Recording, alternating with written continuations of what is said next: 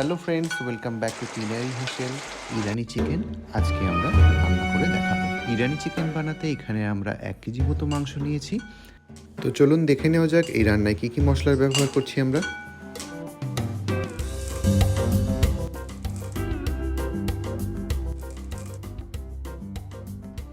সব শিলে বেটেছি। চিকেনটাকে একটু ম্যারিনেট করে রাখতে হবে। ম্যারিনেশনের জন্য এখানে আমরা একটু নুন আর একটু গোলমরিচ গুঁড়ো ব্যবহার করেছি। ম্যারিনেট করে মোটামুটি 15-20 মিনিট মতো রাখলেই হবে। আর এখানে আমরা শিলে যে মশলাগুলো গুঁড়ো করেছি সেগুলো হলো গোটা ধনে, গোটা জিরে আর গোটা গোলমরিচ। এগুলো আমরা শিলে ভালো করে গুঁড়ো করে নিয়েছি। এবার ম্যারিনেট করে রাখা চিকেনগুলো আমরা একটা ফ্রাইং প্যানে অল্প একটু তেল দিয়ে ভালো করে ভেজে নেব। এই রেসিপিটায় আপনারা দেশি ঘিও ব্যবহার করতে পারেন। দেশি ঘি ব্যবহার করলে এর স্বাদ অনেক গুণ বেড়ে যাবে। আমাদের কাছে যেহেতু দেশি ঘি ছিল না, তাই আমরা সাদা তেলের ব্যবহার করেছি। চিকেনটা যখন ভাজবেন মনে রাখবেন চিকেনটা কিন্তু গোল্ডেন ব্রাউন করে ভাজতে হবে। আর অবশ্যই এটা হাই ফ্লেমে ভাজবেন, তাহলে এটা ভালোভাবে গোল্ডেন ব্রাউন হয়ে ভাজা হবে। এইভাবে চিকেনগুলোকে আমরা ভালো করে ভেজে নেব। অতীতে পারস্য দেশ 1935 খ্রিস্টাব্দের পর থেকে যা ইরান নামে খ্যাত, সেই পারস্য দেশ বা বর্তমানে ইরান নামে দেশটি ভারতের সঙ্গে সুসম্পর্ক বহুকাল থেকেই, ব্যবসা বাণিজ্য সূত্রে, এবং সেই সূত্র ধরেই রন্ধনশৈলীর যে একটা সুসম্পর্ক সেটা ভারতীয়দের সাথে ইরানের রয়ে গেছে।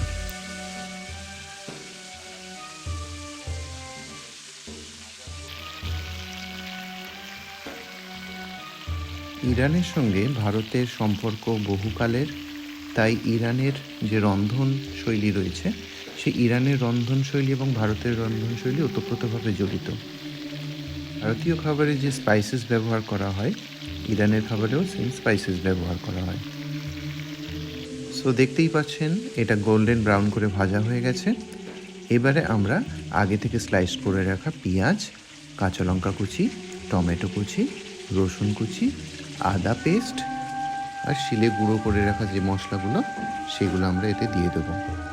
এখানে ম্যারিনেশনে আমরা আগে থেকে যেহেতু নুন ব্যবহার করেছিলাম, তাই স্বাদ মতো নুন পরে আমরা অল্প দিয়েছি।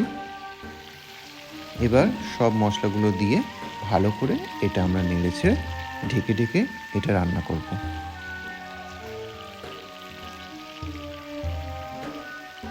এই রান্নাটির বিশেষত্ব হলো এটি খুবই কম সময়ে হয় এবং খুব কম উপকরণ এতে ব্যবহার করা হয়। এই রান্নাটি জল অথবা দুধ দুটো দিয়েই রান্না করা যায়। আর এখানে ইরানিরা স্পেশালিটি হিসেবে ড্রাই ফ্রুটের ব্যবহার করে। ড্রাই ফ্রুট বলতে এখানে কাজু, পেস্তা এবং আমন্ড ব্যবহার করে। এগুলো সব কিছু একসাথে পেস্ট করে সেগুলো এখানে দিয়ে দেওয়া হয়। আমরা এখানে ড্রাই ফ্রুটস বা দুধ কোনোটিই ব্যবহার করিনি। এইভাবে ভালো করে রান্নাটা কষিয়ে কষিয়ে করতে হবে আর মশলাগুলো এতে ভালোভাবে মিশে হয়ে যাবে। রান্নাটি একটু ঢেকে ঢেকে করবেন, তাহলে চিকেনটা প্রপারলি কুকড হয়ে যাবে। এখানে হলুদ গুঁড়ো, লঙ্কার গুঁড়ো কোনোটাই ব্যবহার করিনি আমরা। এইভাবে সহজ উপায়ে রান্নাটি আপনারা বাড়িতে করবেন, অবশ্যই ভালো লাগবে আপনাদের।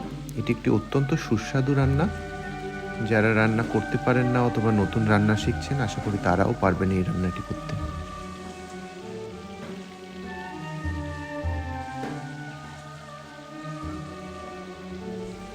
এবার হয়ে গেছে কষানো। এবার আমরা এটাকে ঢেকে একটু কুক হতে দেব। রান্নাটি হতে বেশি টাইম লাগে না, আধা ঘন্টা থেকে 40 মিনিট মতো হয়ে যায় এটাই।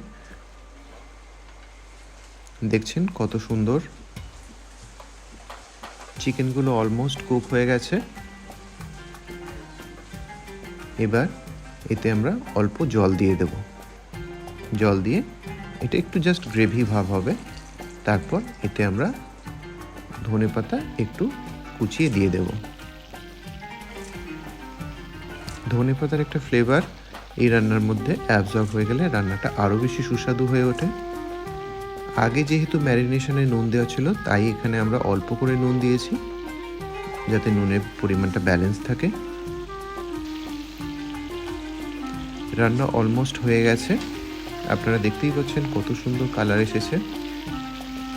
আরও 5 মিনিট এটাকে আমরা হতে দেব।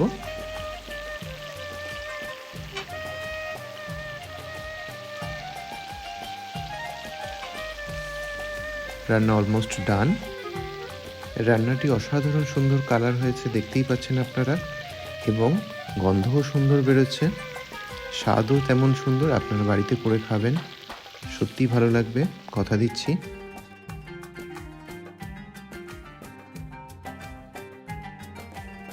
ভিডিওটি ভালো লেগে থাকলে অবশ্যই একটা লাইক দিয়ে দেবেন।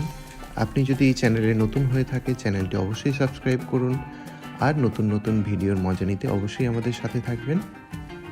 আজকে এই রেসিপিটির সাথে ছিল রুমালি রুটি। এই রেসিপিটি আপনারা ভাত, পোলাও অথবা পরোটা, রুটি যে কোনো কিছুর সাথে খেতে পারেন, অবশ্যই ভালো লাগবে এটি। সো বন্ধুরা, দেখতেই পাচ্ছেন আমাদের বন্ধুর এক্সপ্রেশন দেখে রান্নাটা কতটাই সুস্বাদু হয়েছে। আপনারা সবাই সুস্থ থাকবেন, ভালো থাকবেন। দেখা হচ্ছে পরের একটি নতুন ভিডিওতে।